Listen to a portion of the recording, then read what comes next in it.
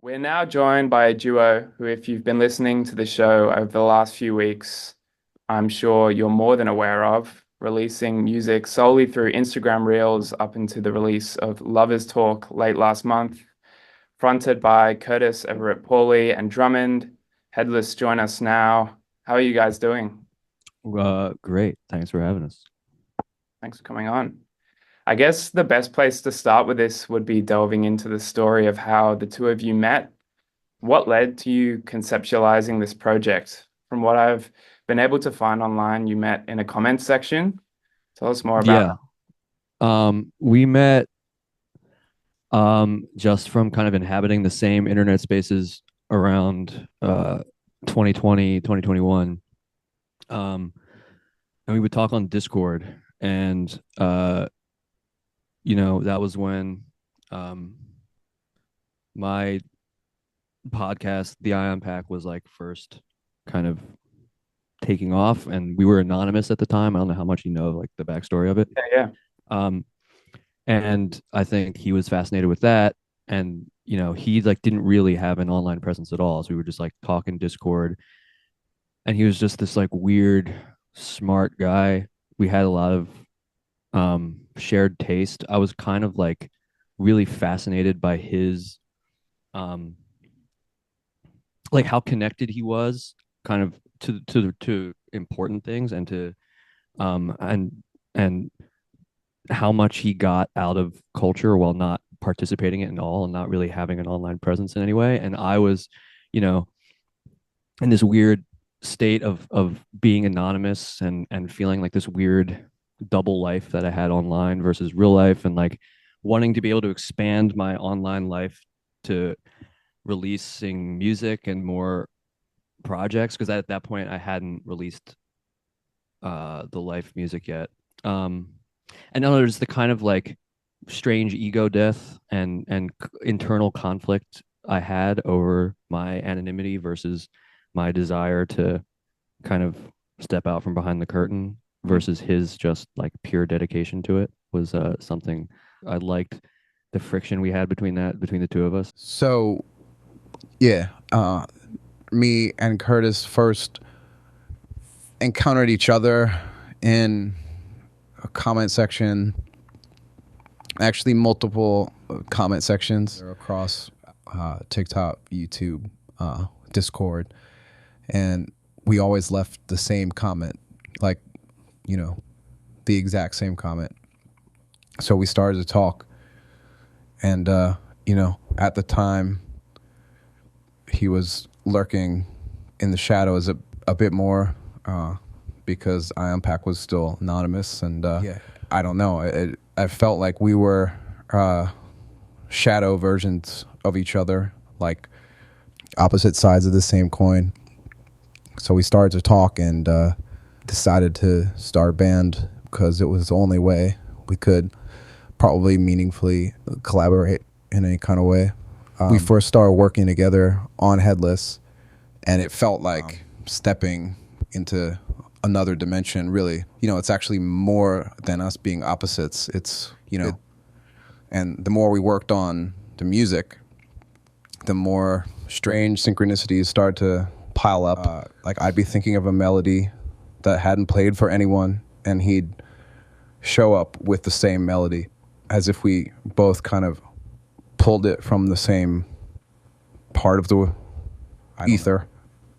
And as we'd be working, sometimes weird things would start to happen. Lights would flicker as soon as we had a realization, or we'd both get a sense of deja vu at the same time, or we'd both remember a song that we couldn't find and no one else could remember, but we both could. And yeah, one night when we were working on a track, time kind of disappeared, and what felt like hours turned out to be 15 minutes. And we thought it was time to go home from the studio because we had been in there since about 9 p.m.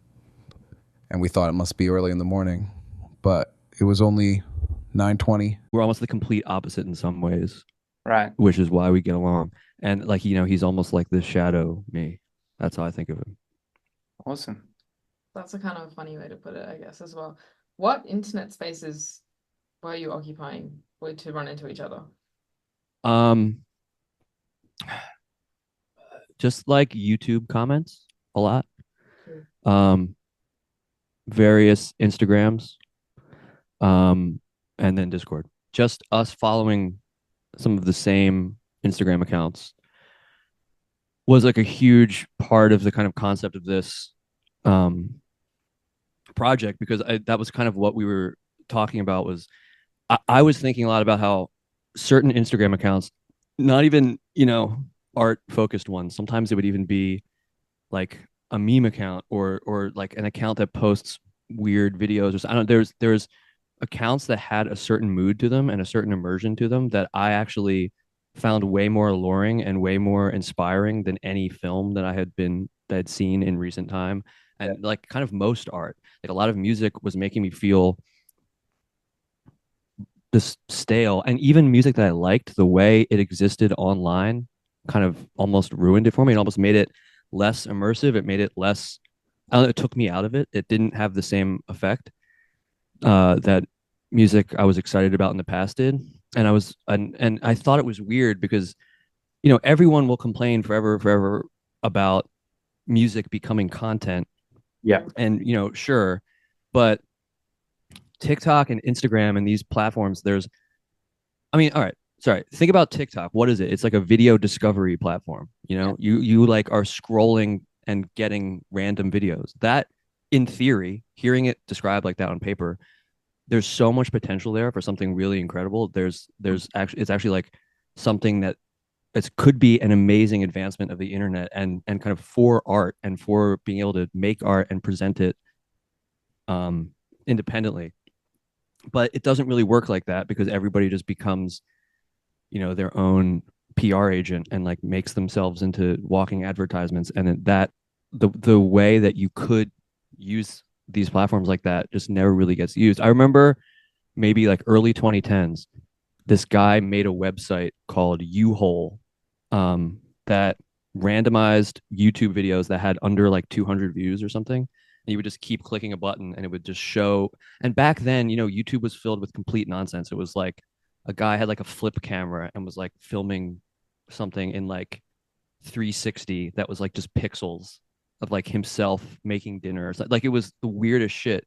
But watching it and like it on this kind of standalone website where you're just kind of watching these strange glimpses into people's lives and just like weird like slideshows that people would make, and I just got really fascinated with it, and I thought that it was such a novel idea to me at the time. And now that the way that website functioned is how social media algorithms function now, but no one is using it in a cool way. And I think there's so much potential there, and there's so much potential to use um to kind of use these platforms to make a new kind of art. So I was like, that was why I started the Headless account on Instagram. And I wasn't even like pressed about releasing any of the music. I liked finishing these songs and just like putting it on Instagram.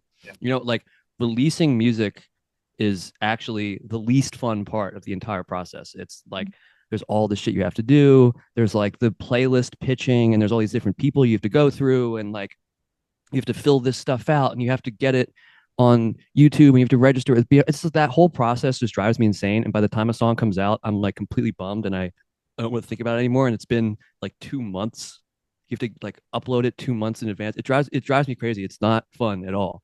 And this would be like I would be in the studio all night and then I would just be like, well, this part sounds sick. I'm just gonna like put this on Instagram now. And that became so much more rewarding. It also gave me just kind of personally, it gave me more incentive to finish music, and it actually made me more productive and just and more satisfied. I don't know.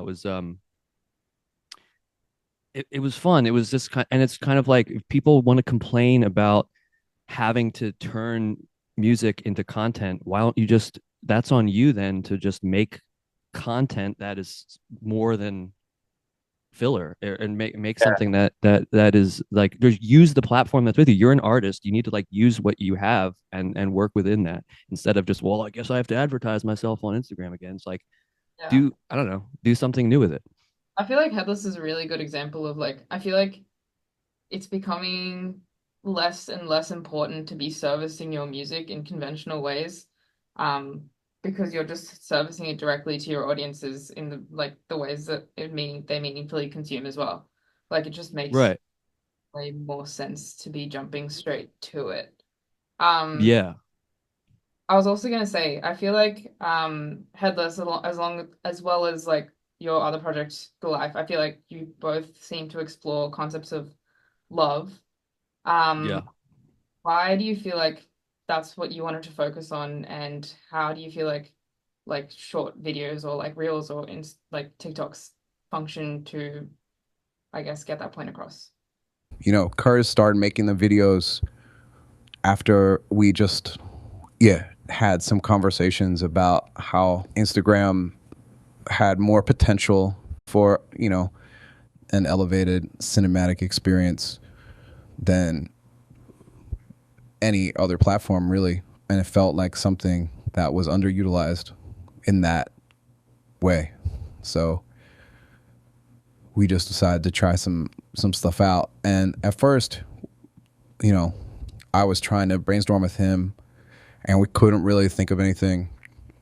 And then he started going through his Explore feed and just saving videos, and he kind of had this enormous archive anyway. So we decided, let's give it one time for a miracle, and it worked. The way it functions on the Headless Instagram, um, by the way, if you at home listening are not following, it's headless at headless.92 on Instagram. I don't know. I was more thinking about this content versus art Mm. thing. I was thinking a lot about what, you know, being just like an attractive person, or just kind of like amping up yourself as a person, making yourself attractive, I guess that's what I mean, and making yourself like a figure is infinitely more rewarded than making any kind of art. Yeah. And you like what that's just how, I mean, it probably always was like that to some degree, but that is like how these platforms work. And it can be really alienating and weird. It is really alienating and weird. um but I was thinking about how just that's what works online. You start pushing like the stuff that you actually care about and you're making. It doesn't, no one cares, but if you like look good, then everybody cares. I mean, it makes sense. I'm not trying to complain about it. It just is reality. I was just thinking about that in a very neutral way, but I was like, what if I make the art just the like good looking people? That's what people want, right? Like that's what everybody wants. That's what I want. That's what I look at when I'm online. I'm not like listening to people's songs that they're posting. I'm like looking at good looking girls. I don't, you know what I'm saying? I just was like grappling with how I use internet, how everyone I know uses the internet, even if they won't admit it. And I was like, well, that's interesting. I'll just make the Instagram that. And it kind of, to me, marrying the music with these images, like I'm probably gonna get in trouble one day when someone who's on it finds it, but these aren't like people I know. I would go through my Explore feed, I would find videos, I would download them, I would slow them down and put them to clips of songs. And to me, it was like looking through the Instagram, you're getting this experience, this kind of like internet voyeur experience that can be really uncomfortable. There's something about the soundtrack and the way in which it being slowed down, to me, it makes me uncomfortable. It makes me feel like this is like an unnatural thing to be consuming. And I think it was mirroring kind of my and Drummond's experience online, and like a lot of people I know's experience online, um, in a way that was like confrontational and uncomfortable, but also sexy. And yeah, I don't know. Does that answer your question? Does that make sense? Yeah. I remember like doing an art class in uni and talking about how like when you see like a painting or a photograph or something for the first time, it has like an initial like effect or like emotion conveyed. Mm-hmm. I feel like that's something that you guys have done really successfully as well in terms of like yeah, pairing music with the content you've chosen. Mm. Yeah. It also is. I also, I have like a little experience film scoring, and I like what kind of revelation I had while film scoring was how much it actually helps the writing process to have an image to write to, at least for me. Yeah. And I had never written songs that weren't a score like that. And sometimes I would be like working on a track and I would like pick a video and that would inform the way I finished the track. And it actually really helped. Yep. Yeah, I don't know. It's kind of, so there's like a lot of different things going on, but I hope that the Instagram creates that mood. And someone actually came up to me. I was at a show and this person came up to me and they were like asking me about the Instagram, like, what's the deal with it? And I don't know, I didn't really know what to say. And they were like, because I was watching it and scrolling through all the videos late at night in bed, and I started to feel scared because and I really enjoyed it, but it was something really scary and uncomfortable. And I was like, setting everything that I would have hoped, and I was just like, yes, perfect. This is amazing. I guess it's working. Yeah, awesome. Are there certain trends on TikTok that you've been inspired by? I remember listening to an episode of the Iron Pack where KJ and yourself talked about kind of a shared fascination with core, and even Yeah, looking one of the comments on You Used to Be on Fire kind of describes the song as core. yeah, yeah. That's actually exactly it. That I mean, yeah, that's kind of what I meant. That was something I was thinking. I was so obsessed with, and that's exactly what I'm talking about, where me and Drummond were like bonding over Yeah. certain Instagram accounts and TikTok accounts. It was like not all, but largely core stuff.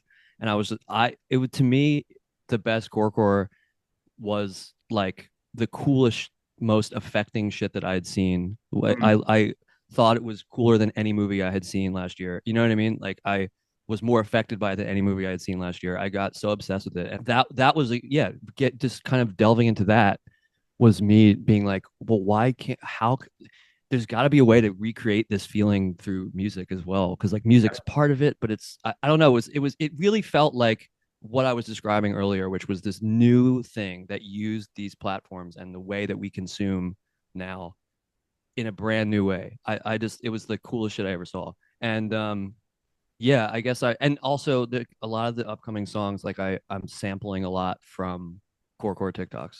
Yeah. Like I'm trying to, that's like one rule I have for myself with the project is like all the samples have to come from like reels or TikToks. Yeah, I mean, something me and Kurz bonded over a lot was how we both had periods where we felt like desperate lovers in whatever relationships we were in, you know.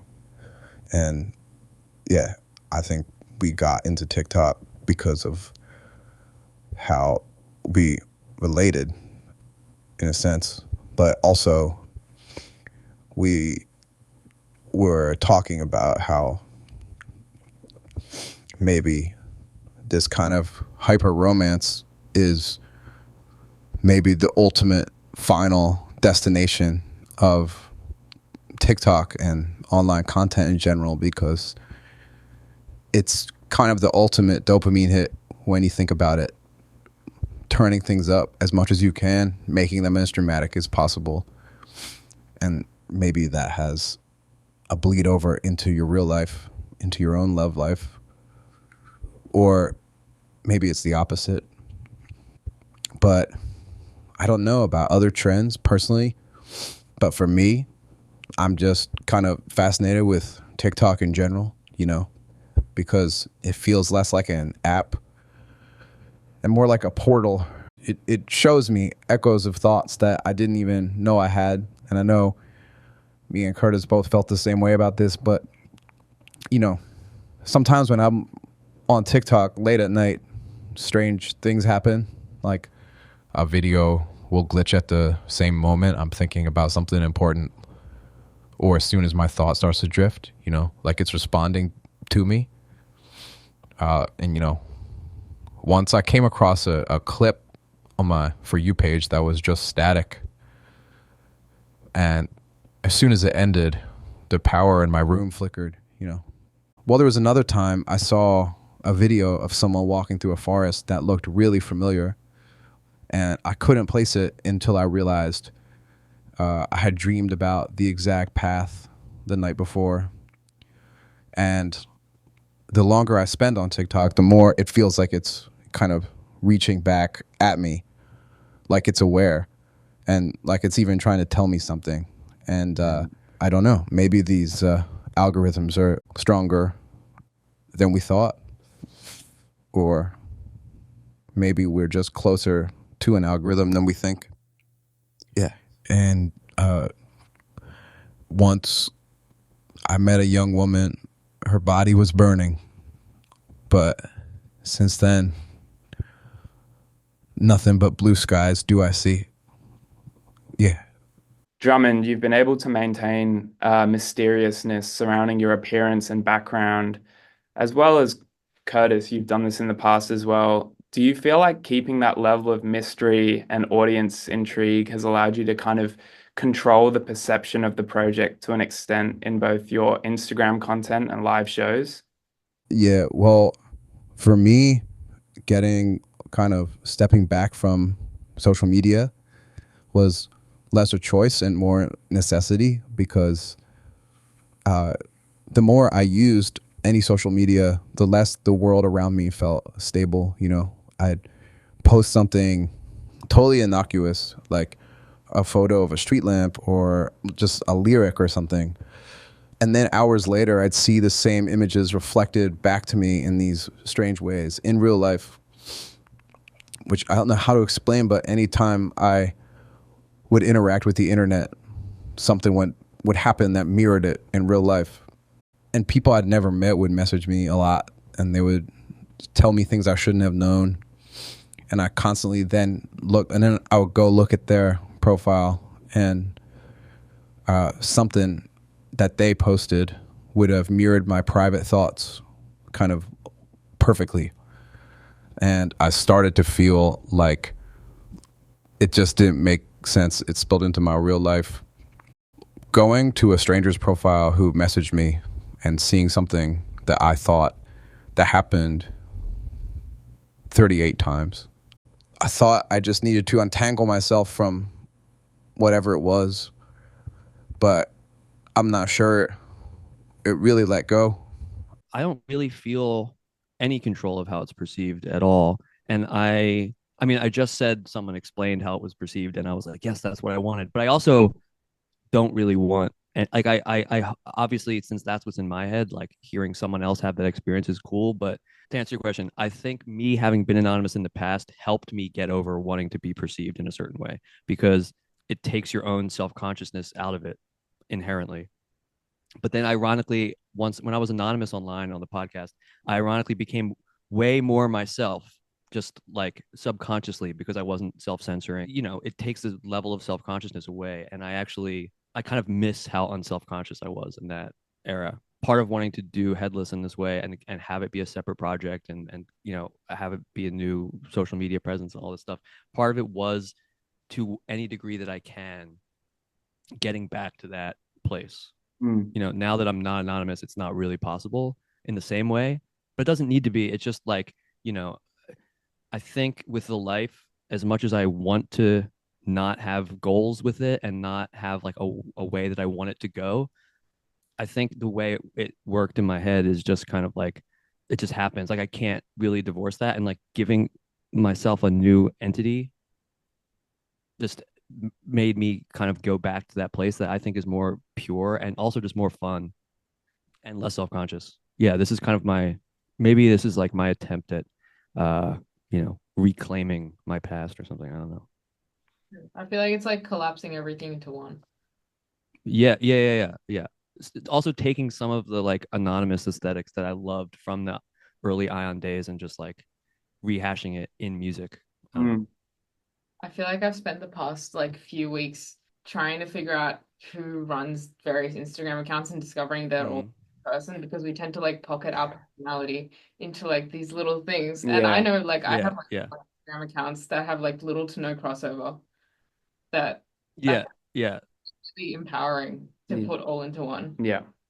yeah. And also, I like back in the early Ion days, when I was like when we were more active, I mean KJ were more active on that account, like just making even like memes or and you know, or even when we cut together like a trailer for a podcast episode or something, there is something really kind of artistically satisfying and really immediate, because you like make this thing I'll record an episode, we'll make something for Instagram, we upload it, and like everyone sees it the next day. And music is like this thing where I'm holed up, I'm tinkering away at something forever, and then it takes months after I finish tinkering to actually put it out. And then like, does anyone even care? By the time it comes out, I feel so alienated from what I've done that I don't even want to listen to it anymore. I just felt more kind of creative satisfaction from making posting random shit on Instagram and making podcast episodes than I did actually making music. I enjoyed actually making the music, and then once it was done, by the time it came out, I hated it. So I was like, this was me trying to, yeah, like you said, collapse into one and have that feeling, graft that feeling back onto music for me or something. I don't know. This is gonna be a funny thing to say while we're doing a pre-record for this interview, but that's exactly how I feel doing like a live radio show as opposed to doing like a pre-recorded, premeditated and edited interview like, Yeah. and it's like spat Yeah. out. And I'm like, oh well, like I feel like I've heard this and it's weird. I don't even recognize my own voice. Yeah. Totally. And maybe this isn't even a good thing. Maybe this is me having TikTok brain and my kind of like dopamine is so fried that I need immediate gratification all the time. It might be that's Alec back there. He plays live in Headless and Alive.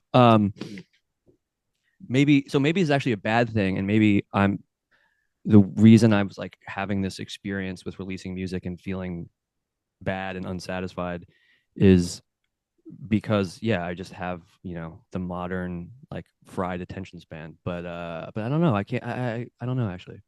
Right attention span and also the self-consciousness that comes with it. I feel like it's the pairing of the two. Yeah. Yeah.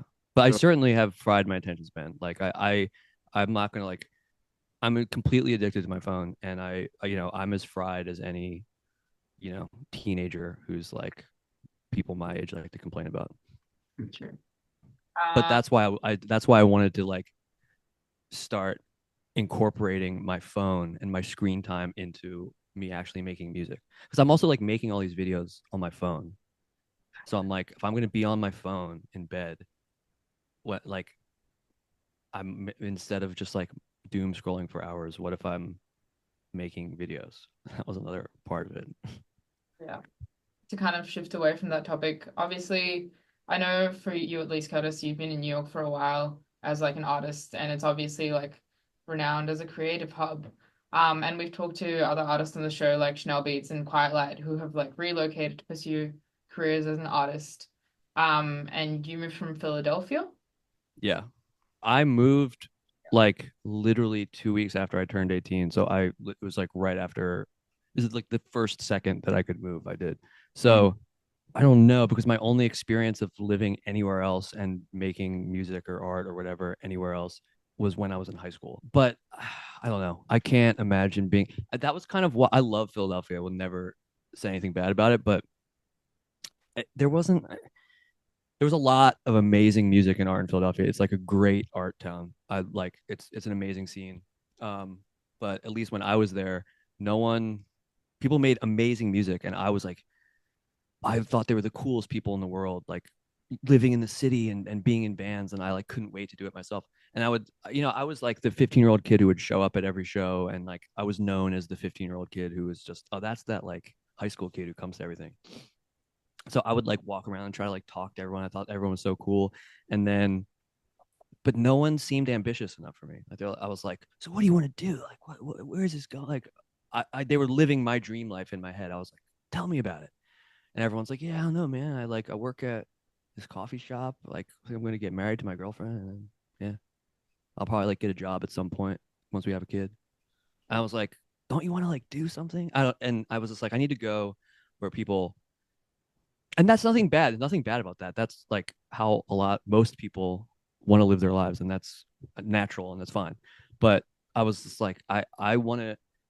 In my mind, New York was like for freaks who like couldn't live a normal life. Yeah. Essentially, all of that was to say that, and that is basically true, and that's what I love about it. I couldn't really live anywhere else because everyone here is so fucking weird, and it's the best.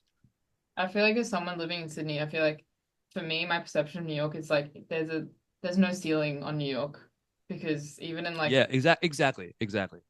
yeah, doing like Yeah, here in Sydney or like making music in Sydney, I'm like, there's a ceiling on this, unfortunately. Maybe. Um, That's a way better way of putting the like ambition thing that I was saying. That's exactly it. I felt like there's really this like only a certain place you can get to in Philadelphia. And if you want to be a person like, and that's all a lot of people want, and that's fine. But if you don't want to live that kind of life, you got to like go be with the freaks in New York.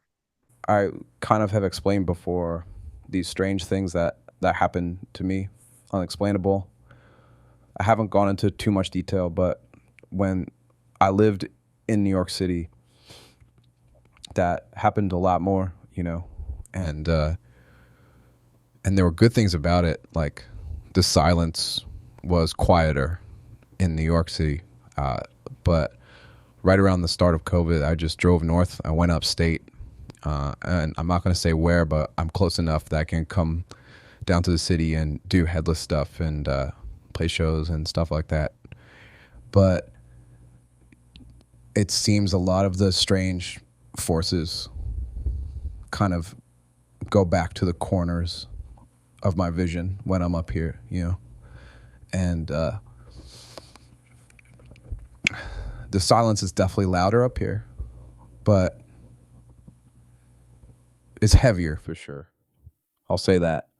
But the strange things kind of stay more out of sight as long as I stay off TikTok. what do you think gave you that like that ambition? Because I feel like it's not like obviously a shared ambition that a lot of people have is to like pursue music to the fullest extent or like pursue something to the fullest extent to like get to the top in some in some way. I don't know. I don't I'm trying to I don't want to sound corny, but I think it's just one of the like I was just like I have to. I like can't. I'm just not like I can't live a normal life. It like makes me uncomfortable. So I have to. I don't know. That's how I think of it. It's just like I don't know. I don't have a choice. Last week, you guys played your third show together at Baby's All Right, and based on Hmm. views that we've seen on Instagram, each show you've played so far has been pretty different because you've gone from playing on CDJs with like girls sitting in front, Yeah. like a more traditional band performance. And last week's show was at a bigger, internationally renowned venue. Um, what motivated each of these live settings and setups? And do you feel like there's something that has like consistently tied it together? Well, our original idea was every headless show was going to be different in terms of personnel, in terms of setup, in terms of songs played. Maybe sometimes we wouldn't even play any of the songs. Maybe sometimes we wouldn't even show up and we would send someone else. Yeah. I wanted it to be less predictable because also something I'll say is like, I decided to launch because we had been talking about Headless forever. And I had been sending Drummond like some of these beats essentially that were just loops, but they were like rejected life songs or just kind of things I was stuck on and didn't really know what to do with. But we didn't really have a plan.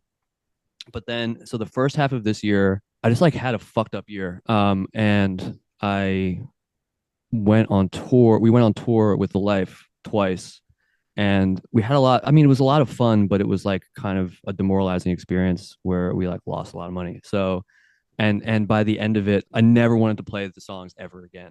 And then I was getting like annoyed at myself for feeling that way. I was like, no, I should be grateful. And I was trying to be grateful and I was grateful, but I was also like, I never want to play these again.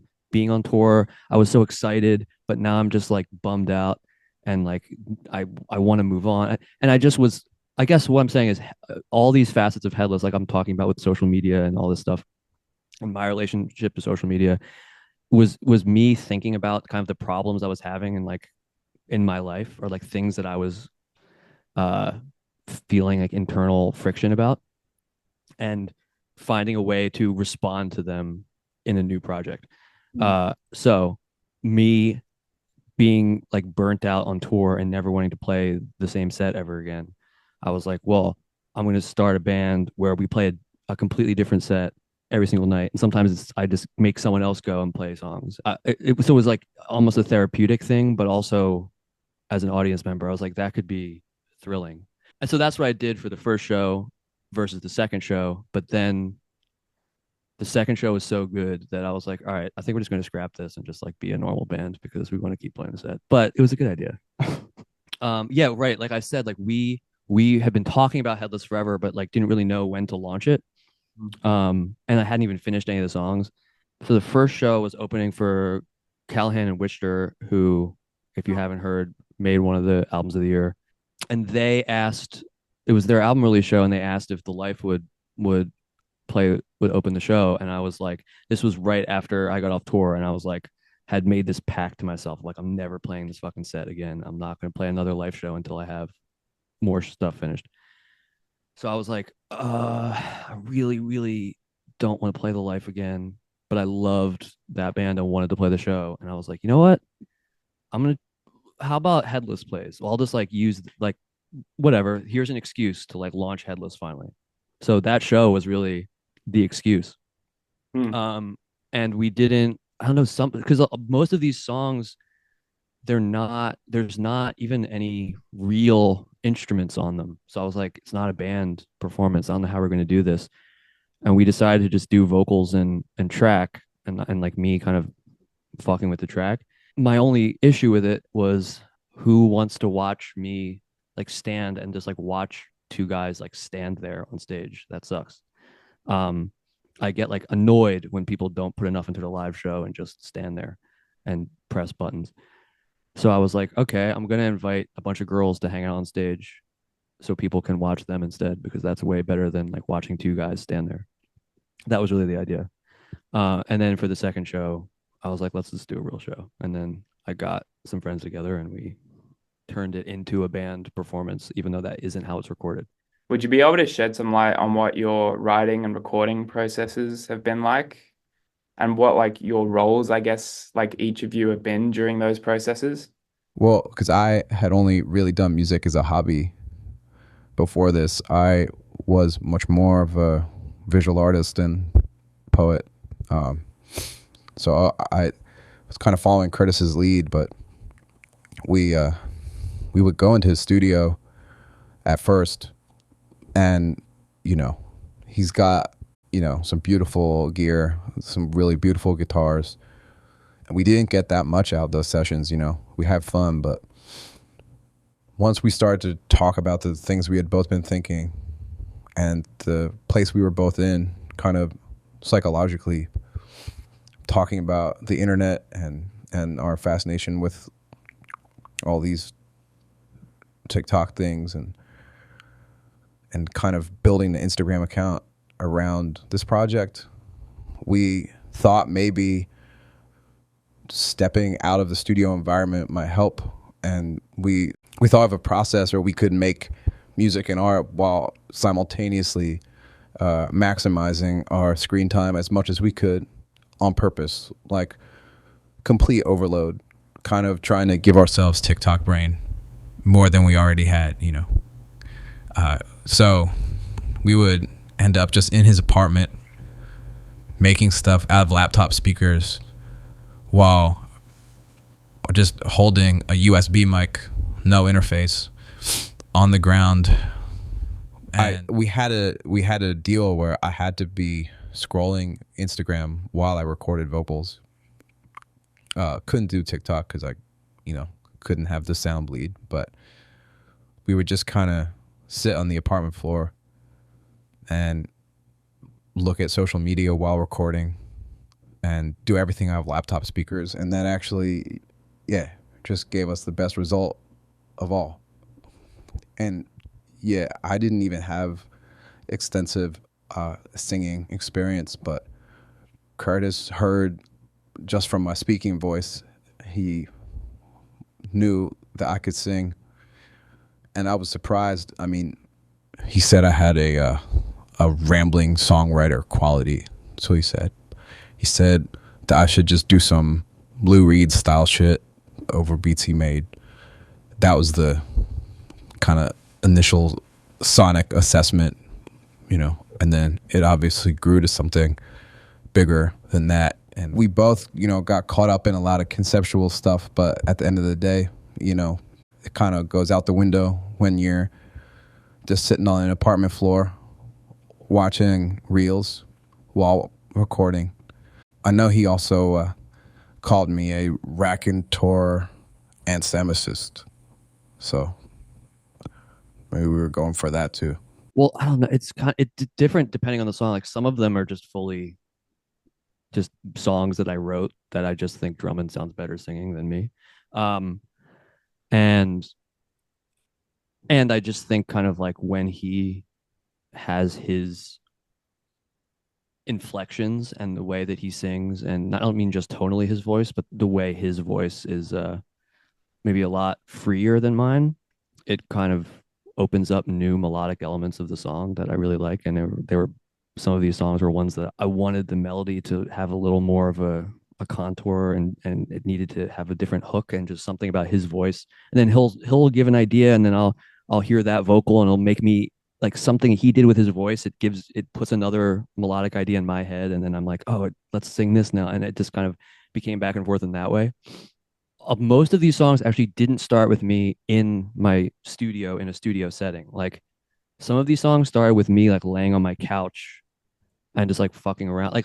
And this stuff is really sample based. I got really into sampling just conceptually. I felt kind of like tapped out of coming up with an idea on the guitar or coming up with a melody or coming up with something on the synthesizer. I wanted to like have things up to chance more. So I'd like, we'll grab a piece of audio, or I'd see a TikTok and I like the sample, or like the sound. And I'm like, well, what if I like loop this? And I just wanted to like start playing with audio more.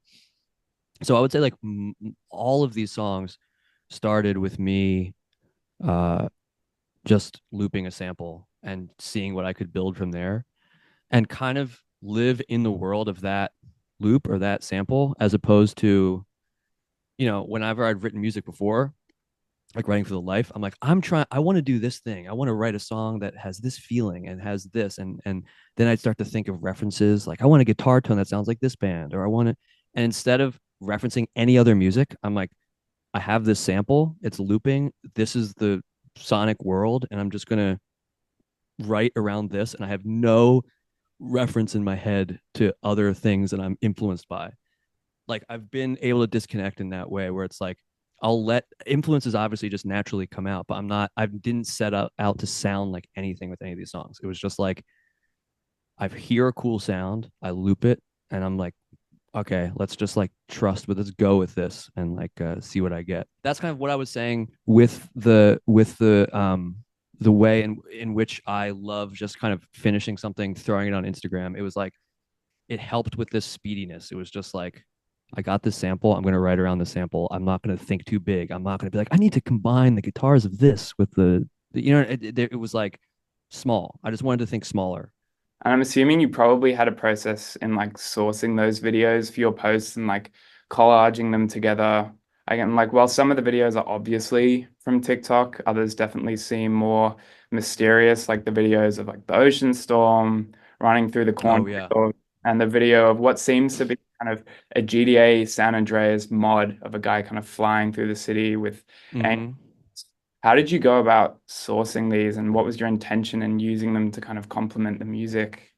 There's actually going to be a lot more than what you see on the set list that we posted. And it's all going to come out, we actually want it to come out soon. I don't really know the form, but all I can say is there'll be kind of a side A and a side B. It's like a two-part thing, much like how maybe Curtis is side A and I'm side B, or vice versa. Oh, actually, there's another EP coming out also that features stuff that no one's heard from Instagram or live. Yeah, we don't want to spend too much time on stuff with this project. We really want to get it out. I'm trying to change our relationship to not only the way we make things, but release them as well. And that's been kind of a challenge, but, we're doing it. And I used to know you, but you're a part of it now. Well, for some, it was just like going with the whole like TikTok, Instagram theme. I was just like, I'm just going to trust my algorithm. I'm going to use my algorithm as like a generator. So I would go on my explore page and I would go until I found a video that I liked. and download it. But also for like the last 2 years, I've been saving videos constantly. Like I have albums and albums on my phone of random videos and even like memes and shit. Never like really for this purpose. I just try to like save anything cool I see online. So a lot of them I don't have any idea where I got them. They're like from years ago, like saved in a random album on my phone. And I just would go through these albums and find something. And it was this weird like I'll like have like a part of a song and then I'll bring in a couple clips. This one doesn't work. This one doesn't work. Oh, that there's something cool there. But then seeing it with the video makes me think to go back to the song and like change something. So it was this kind of dialogue between the two. I try to leave so much of it up to chance. I'm trying to like treat it in this like algorithm way, like this TikTok algorithm way, where I'm just scrolling through these albums. I'm gonna pick this. I'm gonna put this with the sound. I have no idea if it works. It works. I don't know.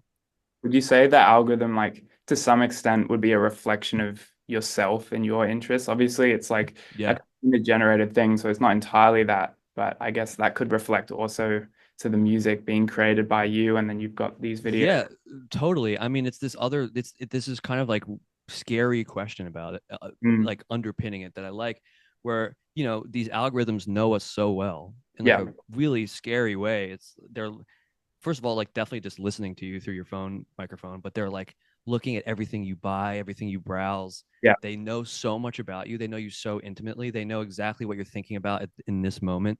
It was like, uh, and I also, when I was having like, um, I was like going through a breakup and I never like searched anything to do with that, but somehow my phone started feeding me like these like core things, and I was like, you know what I mean? It's like it was this scary thing. It was like the phone knows where my head is at right now, and it's like feeding me stuff that goes into my emotional state, and that's kind of part of the like scary feeling that I was talking about at the beginning of the interview. And I was like, if my algorithm knows me so well, I'm gonna just trust the algorithm, and it's giving me something, I'm gonna use it because it's like it's me.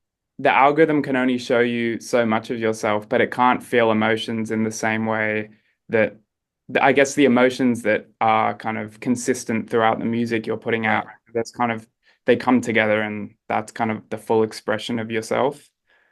Right. Yeah. Because it's this weird thing where, right, like obviously an algorithm is unemotional. It's not a sentient thing, but Yeah, it taps into your emotions to sell mm, you things and everything. But it's like so it like can read your emotions, but it can't understand them. yeah, So it can like spit your emotions back at you and kind of and play on them, but yeah. it is not a person, so it can't understand it. So it's like it's very manipulative and it feels manipulative in like a really scary way. And I think probably everyone can relate to that. That's kind of just the experience of being on the internet. And I think it's like that was something I was feeling and wanted to lean into. And I was like, this is such um a modern bizarre feeling. I want to distill that feeling into some kind of project. I don't know.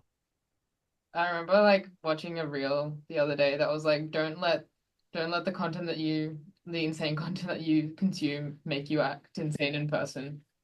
Yeah, I yeah. feel like I mean, like but self it definitely does. The algorithm scares me so much, and it just like I just don't understand how it knows me in this way that I don't know. I'm just like pretty obsessed with it. I can't believe we didn't ask this earlier, but how did your at like headless.92 come to be? So I have like a note in my phone of just like names and titles for things, and like anytime I hear like a word or a phrase or think of anything, I just like write it in. Mm. And I've had Headless in there for years and years and years. I always just thought it would be a sick band name. And when me and Drummond were talking about doing this, um, I was just like, yeah, I have the name. Mm. It just is I think it works. I think that I don't know. I think it just kind of there's something about the word that I think works in context of everything. I don't know. I'm not questioning it. It works. And obviously at Headless was taken. And I was like, what do I put on it? And I don't know. I just thought 92 is a cool number. That was literally that was it was like where I was literally just making the account and I was like, I need to put something at the end of Headless. When I came across Headless, like the Instagram account for the first time, I had no idea that it was like a music project. I didn't read the bio, and like obviously after like 2 seconds of scrolling, I like realized. But I remember like being like, wow, there's like a lot of faces on this name on this account called Headless. Yeah. Yeah. True. But I know, I mean, I didn't think about it that deeply, but maybe that is, if you want to like go there, maybe Yeah, that's something that's like it's like something that even though it's filled with faces, it's the impersonal algorithm, it's the endless scroll, and it just is like a headless entity. I don't know. There's something there. There's something there. I gotta chew on that a little more. But also I want to say the fact that you didn't even realize it was a band is cool. I like it like that. Like I to me like the I like the Instagram account as like a piece, as like an art piece. And like if you don't even want to listen to the band, that's fine. It's just like there's an experience in the Instagram that I like, that I actually like as much as just listening to the songs in a normal context. I remember when Finn played one of your tracks on our show, one of our friends was trying so hard to find it and was like, I can't find it. And then Finn, you mentioned in the show that it was like only on Instagram. Oh, Um, that's sick. Okay, sick. I didn't realize you were only playing that you played clips on Instagram. That's awesome. Yeah, that's but I'm just yeah. Yeah, I had my laptop like connected to the aux and I had to like make sure like it would all time well with the transition. Yeah. Sick. Which one was it? Do you remember? I think it was You Used to Be on Fire. Yeah, nice. Okay. I'm really stoked on that one. Yeah, I think that might be my favorite.